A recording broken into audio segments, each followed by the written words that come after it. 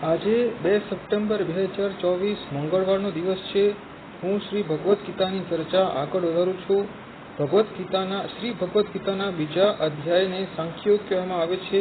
આ અધ્યાયમાં અર્જુન પોતાની ફરીથી જે યુદ્ધ ના લડવાની વ્યવસ્થા છે તેનું વર્ણન કરે છે, અને આ બીજા અધ્યાયમાં ભગવાન શ્રી કૃષ્ણ પોતાનો ઉપદેશ પ્રારંભ કરે છે. આ અધ્યાયમાં ભગવાન શ્રી કૃષ્ણ કર્મનો સિદ્ધાંત અને મનુષ્યને કેવી રીતે કર્મ કરવું જોઈએ અને સ્થિતપ્રજ્ઞની વ્યાખ્યા વગેરે સમજાવે છે. આ અધ્યાયના પહેલા શ્લોકમાં અર્જુન એ મોહવશ થઈને એમ કહી રહ્યો છે કે તે યુદ્ધ લડી શકે તેમ નથી અને તેનામાં કરુણાનો અત્યંત ભાવ છે. અને અહીંયા શ્રી કૃષ્ણ ભગવાનને મધુસૂદન કહેવામાં આવ્યું છે, કારણ કે ભગવાન શ્રી કૃષ્ણએ મધુ નામના દૈત્યનો સંહાર કર્યો હતો, તેથી ભગવાન શ્રી કૃષ્ણને મધુસૂદન પણ કહેવામાં આવે છે. ત્યારબાદ સાંખ્યયોગના બીજા શ્લોકથી ભગવાન શ્રી કૃષ્ણ પોતાના ઉપદેશનો પ્રારંભ કરે છે, અને તે અર્જુનને તેમ કહે છે કે તેણે યુદ્ધની પરિસ્થિતિમાં વિવશ થવું જોઈએ નહીં, અને આવી વિવશતાના કારણે અર્જુને અપયશ પ્રાપ્ત થશે તેવું ભગવાન શ્રી કૃષ્ણ અર્જુનને કહે છે. ભગવાન શ્રી કૃષ્ણ અર્જુનને કહે છે કે અર્જુને તેની નપુંસકતાનો ત્યાગ કરવો જોઈએ અને યુદ્ધ લડવું જોઈએ.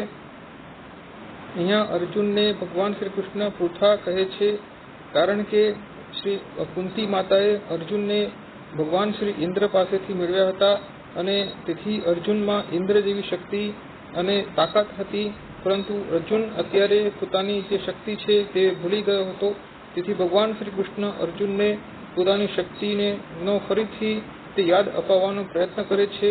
ત્યારબાદ ચોથા શ્લોકમાં અર્જુન તેમ કહે છે કે તે દ્રોણાચાર્ય અને ભીષ્મ પિતામહ ઉપર તે પ્રહાર કરી શકે તેમ નથી.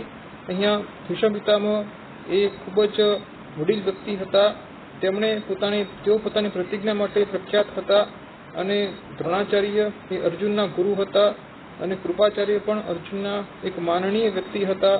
તેથી અર્જુન તેમ કહે છે કે તે આવા માનનીય વ્યક્તિઓ પર તે પ્રહાર કરી શકે તેમ નથી. ત્યારબાદ ચોથા શ્લોકમાં અર્જુન તે પોતાની વ્યવસ્થા દર્શાવે છે કે તે યુદ્ધ લડવા માટે તૈયાર છે, પરંતુ જો તે યુદ્ધ જીતી પણ જશે તો પણ તે એક ખોટું કૃત્ય કહેવાશે.